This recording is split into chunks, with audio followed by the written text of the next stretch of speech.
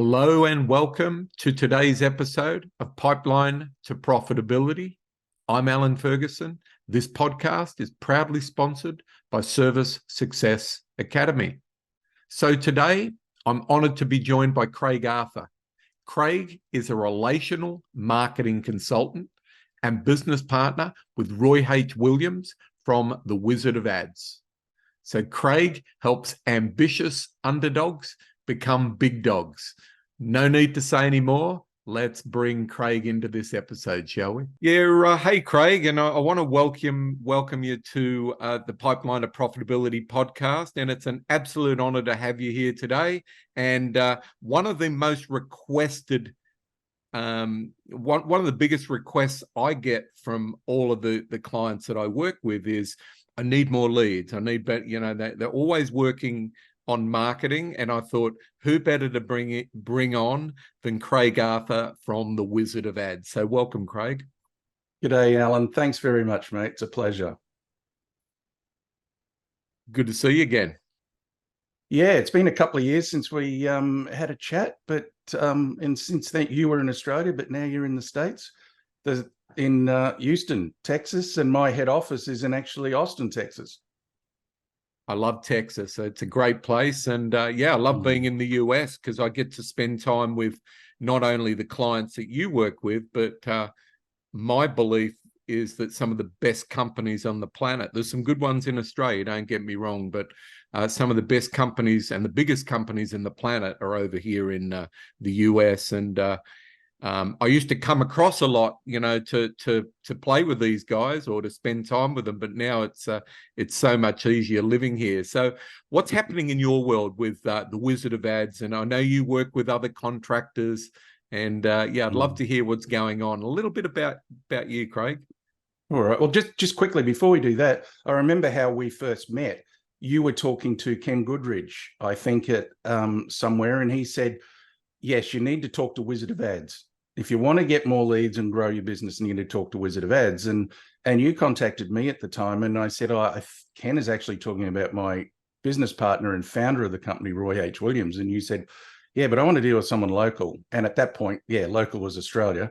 But Roy H. Williams started Wizard of Ads probably now going on 35, 36 years ago.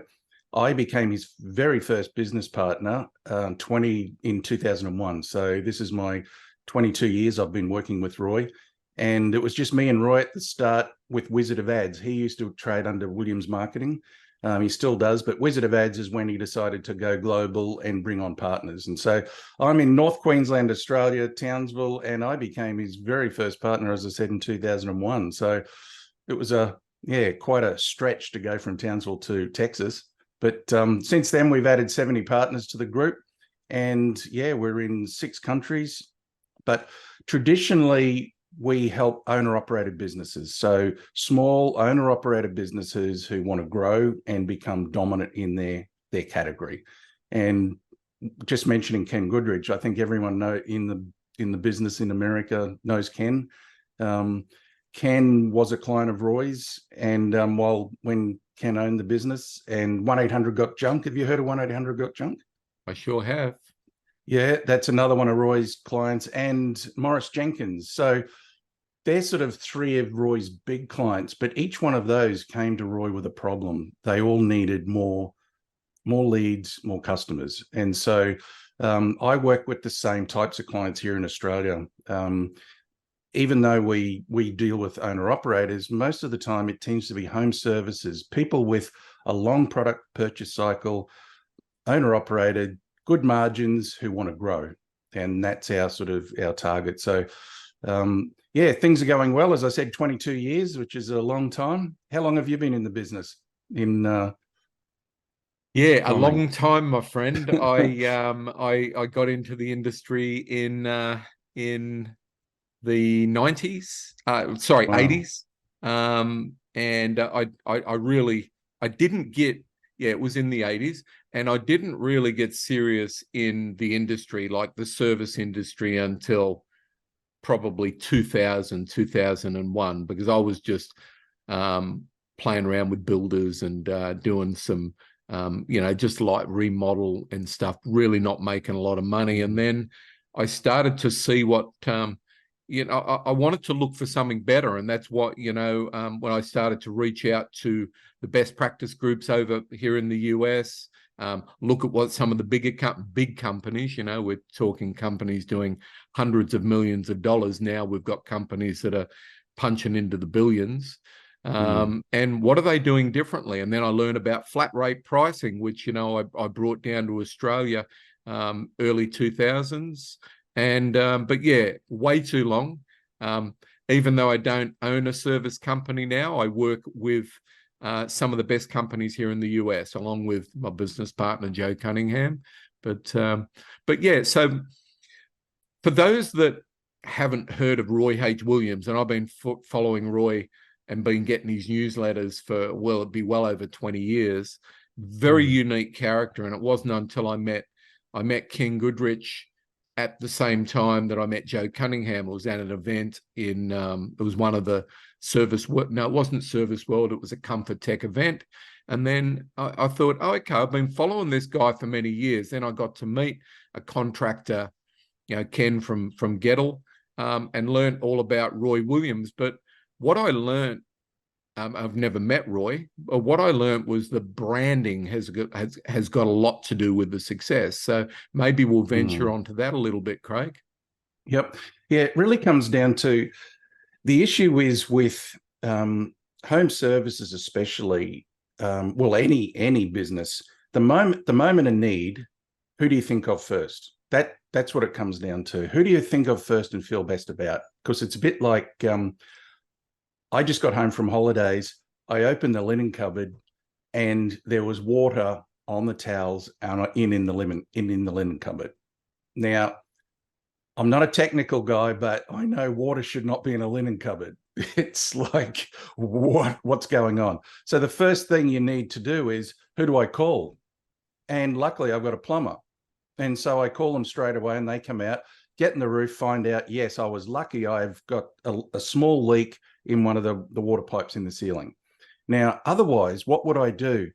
I would have to call around. I'd think, now, who do I get?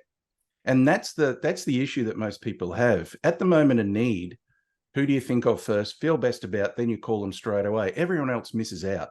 No one else gets a chance.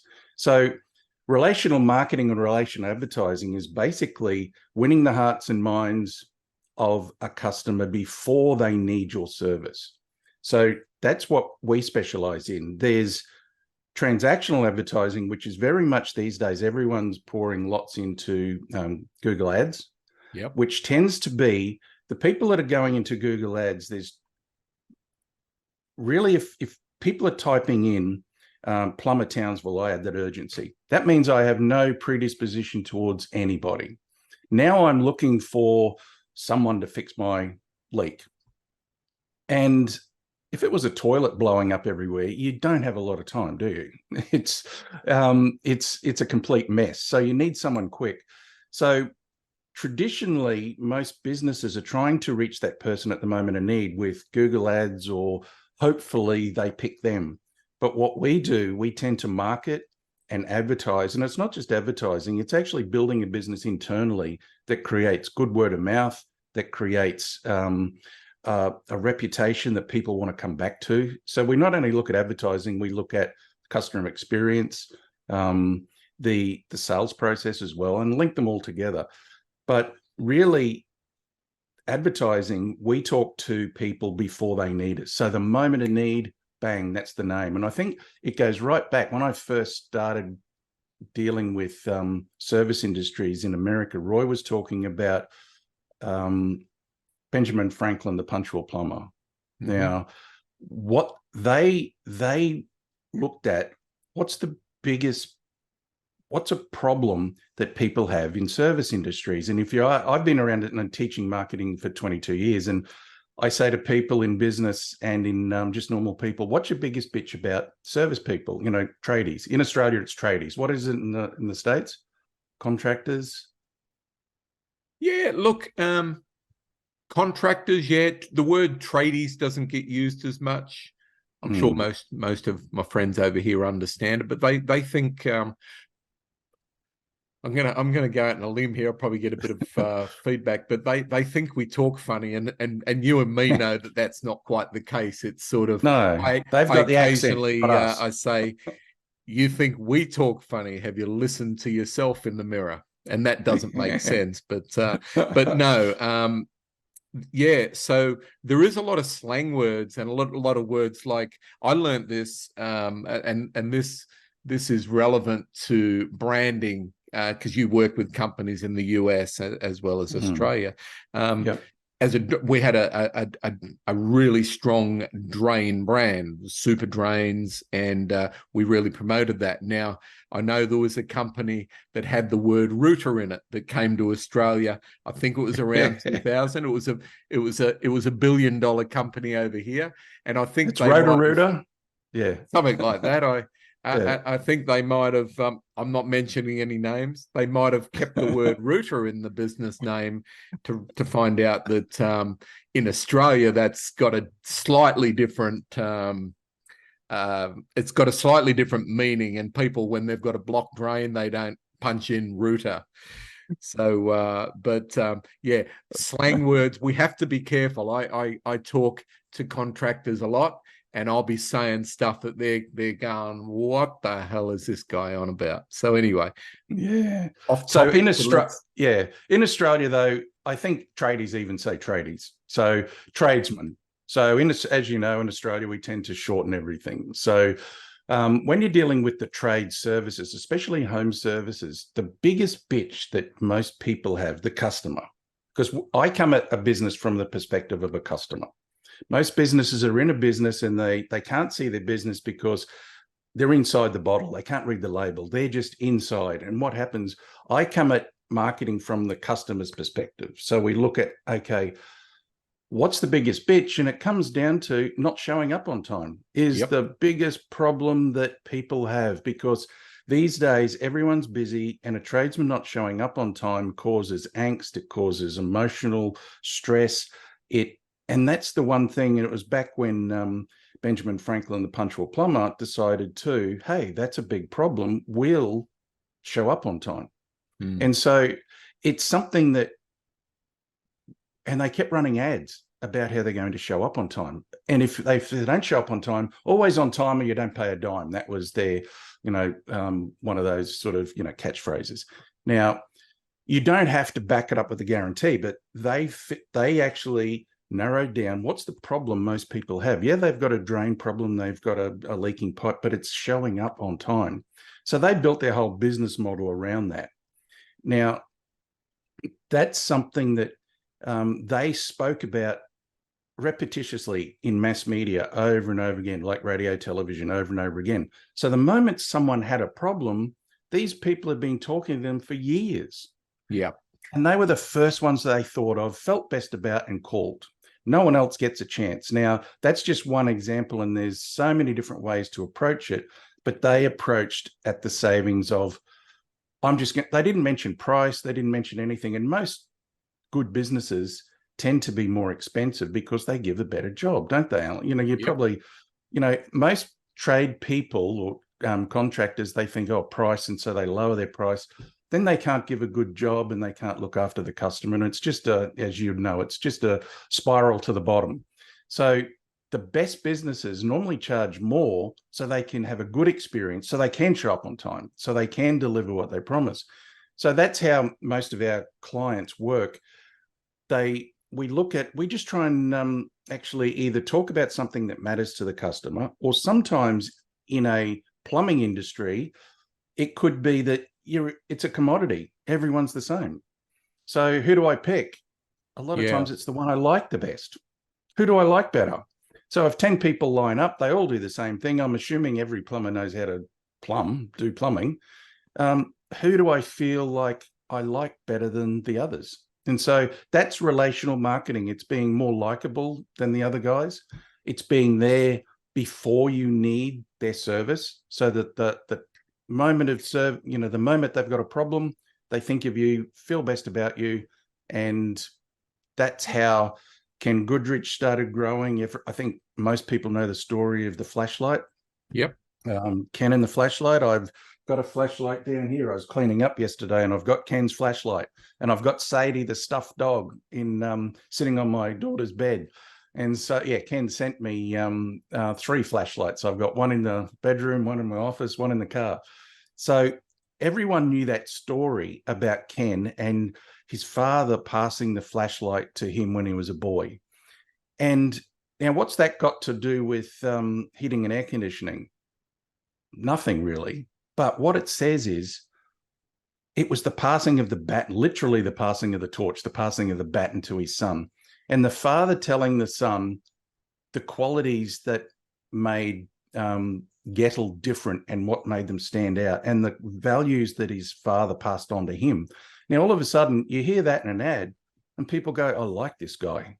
I like what he stands for. He doesn't have to talk about heating and air conditioning. It's a commodity industry. Someone's got to pick a heating and air conditioning company, and they go, I like Ken.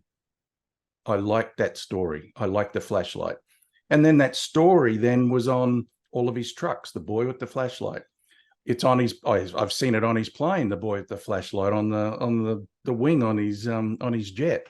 So basically, when we help a business, we're looking at what can make them stand out, memorable, likable, and how can we get people to like them before they need the service? Because at the moment in need, it's too late. You're competing with everyone.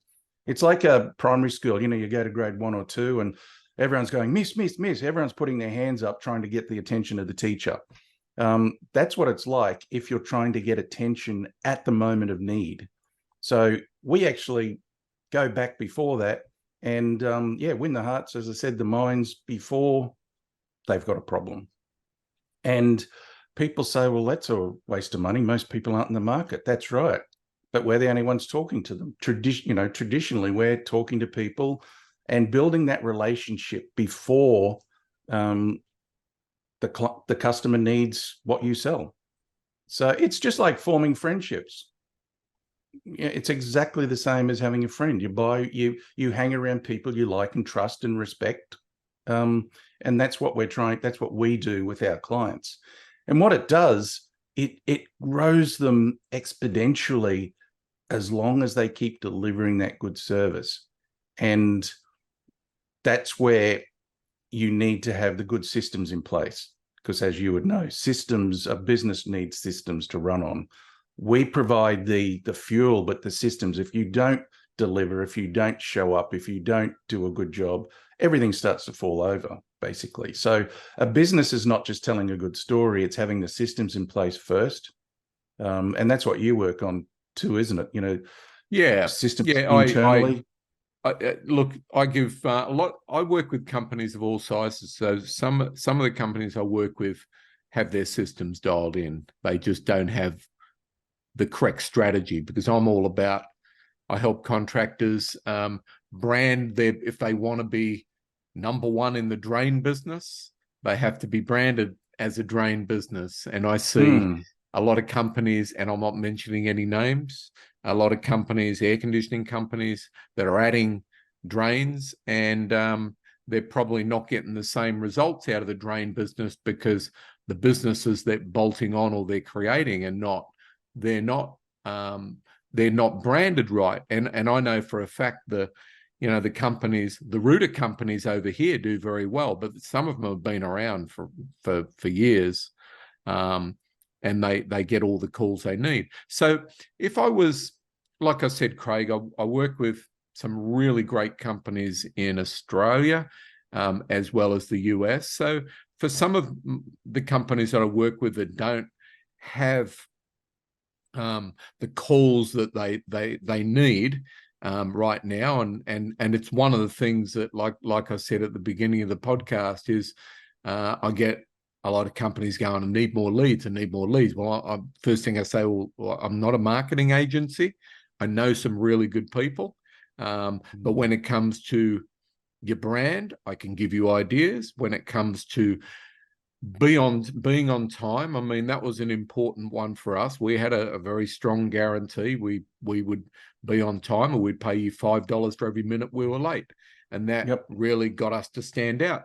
when we tested our brands, and I started off with a brand that we did a lot of drains, but it wasn't, you look at the truck and you wouldn't know we're a drain business. So we come up with we separated our drain brand, we changed the colors, we made it everything just highlighted we were a drain business, so people could see, well, okay, they're a drain business, and we really pushed on that. So look, I'm not an expert on branding, but I do know that it's an integral part of what you and the Wizard of Ads and everything is about. So where I was going here, so someone that's maybe needs a few extra calls right now, or is wondering why the phone's not ringing and they're not getting the results out of their business, what's some useful ideas besides what you've already shared that might help them get a few extra calls?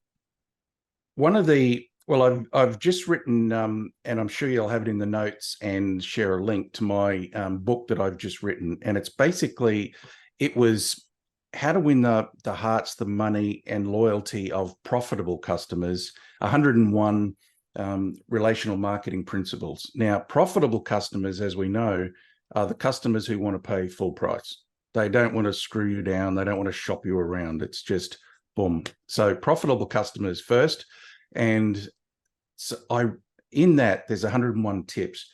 Not tips, principles, because principles will last ongoing. So one of them is uncover the problem before you try and buy a solution. Now, a lot of people, they're saying, I need more leads. But okay, why do you need more leads? Is it because? Why is it because? And you have to get to the root of the problem. Tradespeople do exactly that. Doctors do it. Like I told the plumber, being a layperson, I think it's a hole I think it's one of the screws. The screws have just been in my roof that's just been re-screwed. I think one of those must have been faulty, so it's leaked. So I could get someone in to do and check the screws. Because I'm a layperson, I don't know anything really about plumbing or, roofing or why there's a leak. But when he found the root of the problem, no, that wasn't it. Now, this is the problem with most tradespeople. They're great at trades. They know their business inside out. What they don't know is marketing. And so they assume I don't have enough leads. Now, is that because people don't know about you? If that's the case, great. Well, you can start to market your business. But the first thing we do is go back and look at a marketing plan. Most people don't have a plan. They just, I loved what you just said before, they just bolt on services. And it's like they create a Frankenstein's monster. So no, what do you want to do? What you did, you don't know marketing, you said, but obviously it was an instinctive thing you did. A lot of champion tennis players, football players are just naturals. And you naturally did the best thing, change the brand and have one brand. So that's the first thing we look at. Let's come up with a marketing strategy. Let's look at who do you want to target? What do you want to specialize in? Where do you make the most money? And what do you like doing most? Alan, you probably see it. Where do you make the most money? In services, you do all these things, but some you just don't make any money in. And some in parts of your business you just don't like doing. So what do you like? That's one of the main things. What do you like doing? Where's the most money? And focus on that. That's where you can grow. Because there's no point doing something that, so many tradespeople in Australia do a bit of everything. And as you just pointed out, I didn't know. And a lot of people say, I didn't know you did that. It's like, well, no, because I do everything. So uncover the problem is one of the big tips. And I've got 112 marketing principles. The next one is make it easy for people. One of the things, make it easy to be found. Make sure you've got a website. There's so many businesses don't have a proper website. They just don't have the basics in place. So we say, and make it easy for people to understand what you sell. As you just pointed out, drains, it's like, well, that's really easy. If I've got a drainage like in Australia, we have lots of palm trees, and that's one of the biggest things. Where I'm in Townsville, everyone's pulling up their palm trees now. So they got to a point where they're causing problems with drainage and that type of thing. So people are just sick of it. They plant all these trees around their pool and then all the roots get into the, and just cause big problems. So as you just said, who do you call? Yeah, your company would have been the first one they thought of because that's what you specialized in. But then you got, once you specialize in one thing and people know you for that, then they say, well, okay, you did all the other things as well, didn't you? You had other businesses that could help them.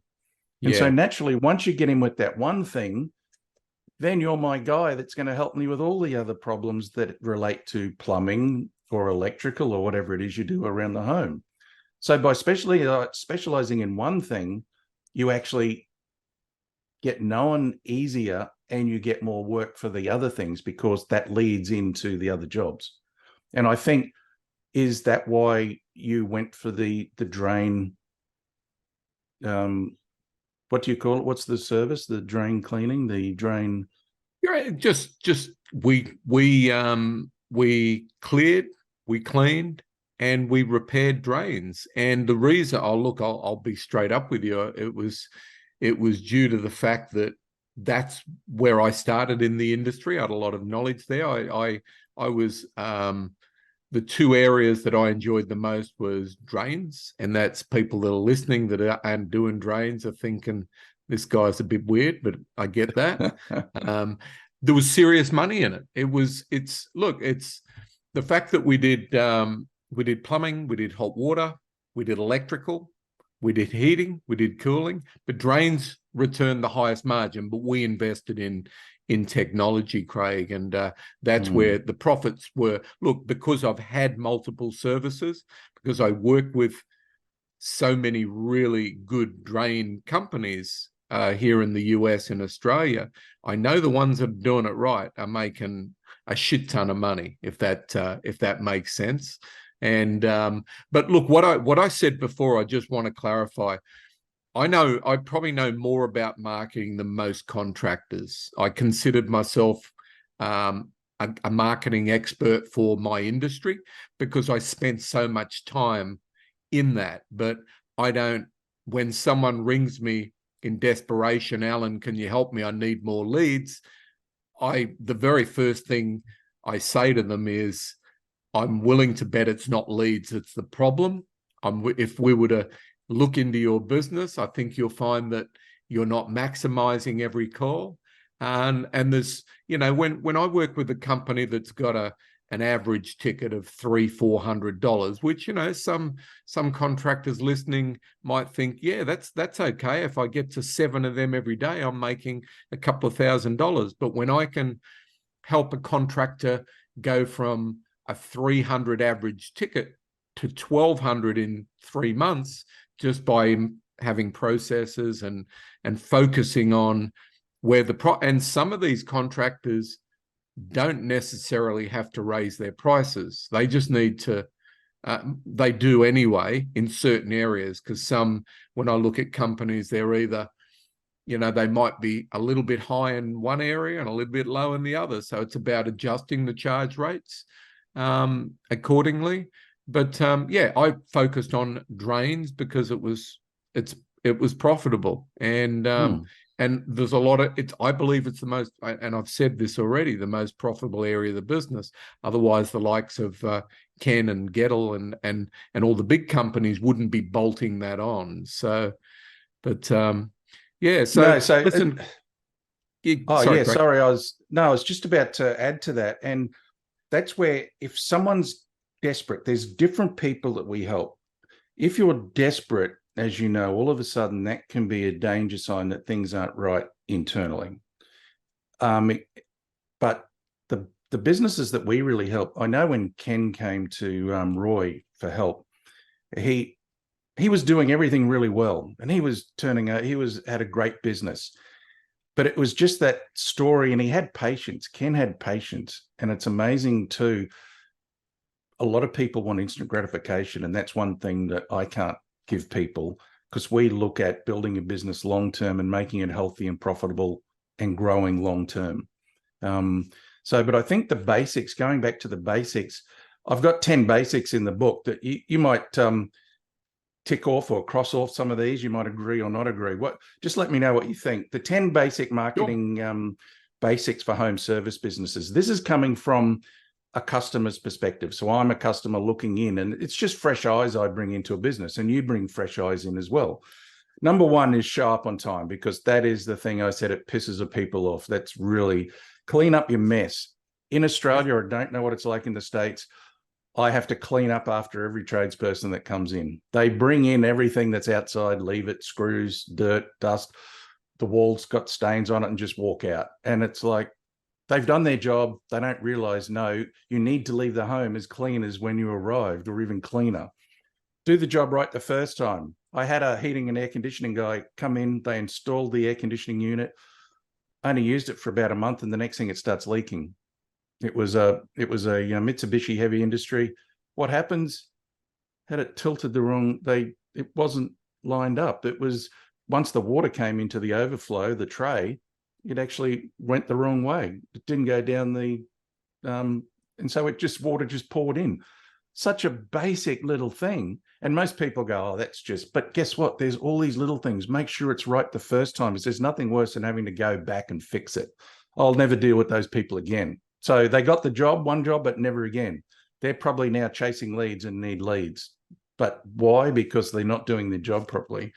Number 4 is treat staff and customers with respect. It's amazing how I had solar put on my roof, and the guys on the roof were swearing, dropping the F-bomb. And as you know, you're on a roof and it's echoing all around the neighborhood.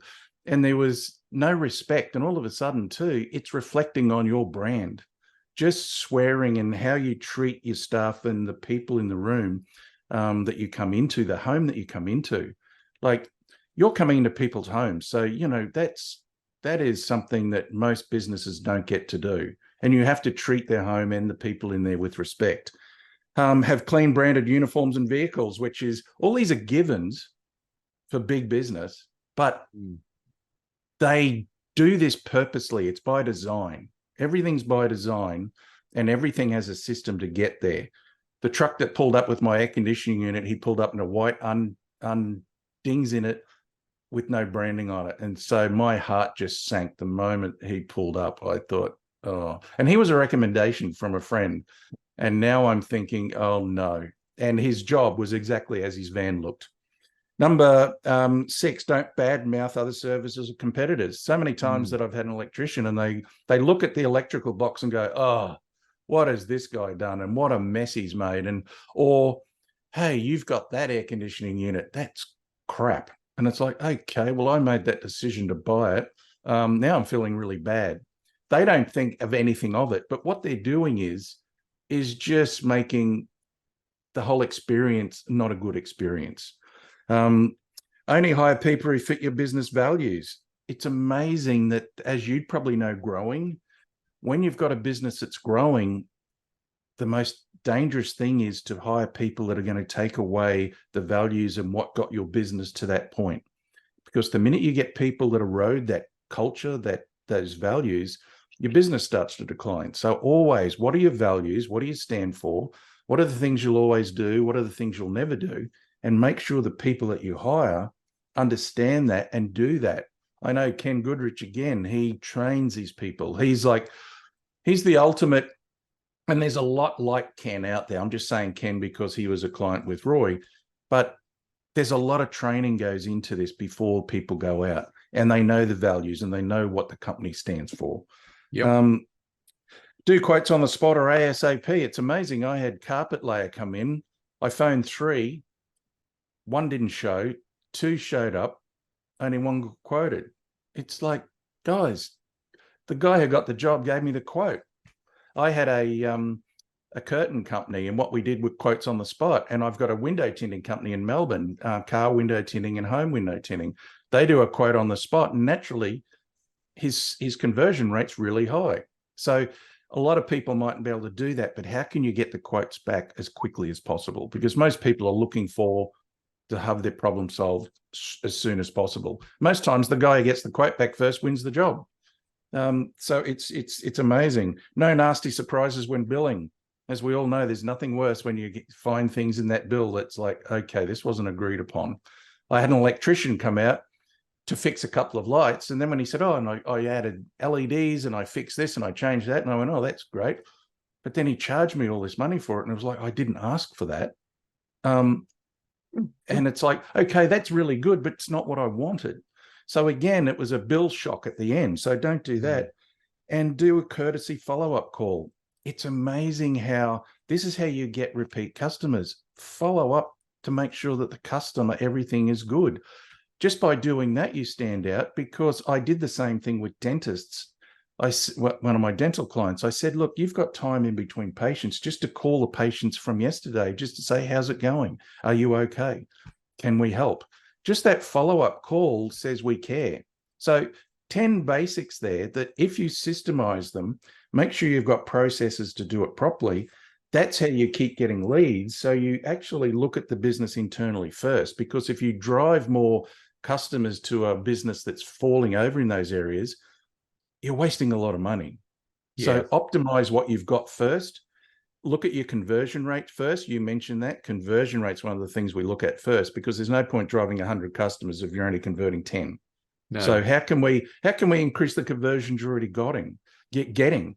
So yeah, those 10 basics, there's a lot more, but if you just do the basics well and then tell a story and specialize in something that people go, yeah, it's pretty simple stuff. It's simple, but it's not easy to implement, because as we know, if it was easy, everyone would be making a fortune. But That's it. You know, listen, this has been fantastic, Craig. I sorry to cut you off, but I just want to take an opportunity for you to. I'm going to get those 10 rules. I mean, or what do you call them? The 10. Well, it's part of my. They're the perfect the basics. The 10 marketing basics that every home service business needs to do. And at the end, I say, look, if you're not in a home service or these don't fit, add another couple, take the ones out that don't fit and do these and just practice these and make sure you just hammer it home consistently. But it's in the book. It's in the book that you're going to send links to people. So it's one of the 101 marketing principles of growing a business and getting profitable customers.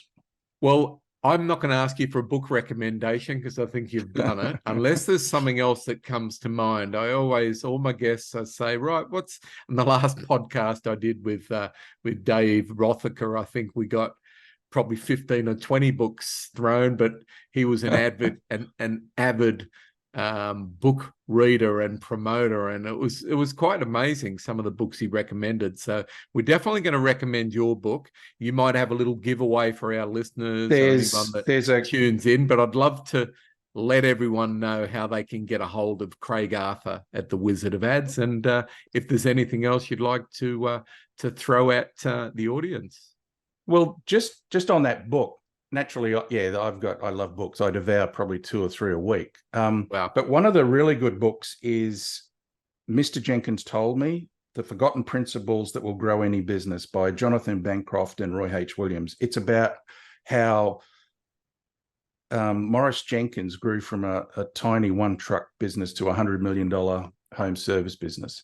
And if you buy that book, and there's a couple others by 1-800-GOT-JUNK. One's called WTF ?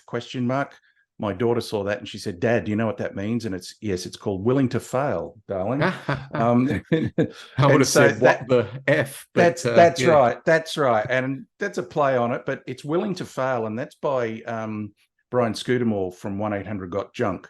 And naturally too, there's a really good one that Ken did with Michael Gerber. That's it. That's those 3. E-Myth for HVAC contractors, I think it could be. That's a fantastic book. I've read it. So those 3 books, like most books, you can relate to and pull in information. Those 3 books I talked about are service industry guys telling you what they've done. Who better to follow and listen to than the guys who've actually walked the path before you than those guys? So fantastic. They're my tips. They're my book tips because I love them, and a couple of those tips are in my book. So yeah, but fantastic, Craig, fantastic. And so how do anyone that wants to maybe book a call with you or talk to you about building their brand, within Australia, within the US, what's the best way to get a hold of Craig Arthur? Okay, it's my website is wizardofads.com.au, or you can get me at any time on Craig Arthur at wizardofads.com, because our head office is in Austin, Texas, as I said, but yeah, I have clients all around the world. So those two things, and I'm sure you'll put that in the notes. But absolutely, Alan, it's been a pleasure, because I could talk about this, and you could too, this subject all day, because it's sort of passionate. We're both passionate about it. So we are. Thank you for getting me on. We both love marketing. Like I said, I Yes. don't promote marketing services, but there hasn't been a company yet that I haven't been able to, that I've worked with, big and small, and even I've worked with Ken and his guys. But there's always some, when you get to work with people in the industry, there's always something that they're not doing that's going to improve results. And to me, if I can, I give a tip, like, you really want a powerful drain business, it's got to be when the customer sees you on the road. We used to get a lot of calls off our trucks. It needs to identify. You need to identify as a drain brand that people go, wow, I've got to give these guys a try, So, but that's just truck branding and that, But I work with some great companies in Australia at the moment that have got amazing brands, and they're getting plenty of calls. And but that's anyway. I could go on and on, but I'm not. It's time to wrap this up. So thank you, Craig. Really appreciate your time, and thank you. So I'll look forward to catching up with you when I come to visit Queensland, and we'll So thank you. All the best to you, buddy. And I'll let you just close off, and then we'll call it a wrap. No, and thank you, Alan. And next time I'm in Texas, which I'm there normally once a year, I'll pop to Houston. Or you should come to our academy and see the academy. So maybe I should. Maybe I should. I would learn a lot, which would be good for my clients. Yeah, you would. Thanks, mate. Thank you. And appreciate you joining me, Craig. And that's a wrap for Pipeline to Profitability. And look forward to catching everyone on the next podcast.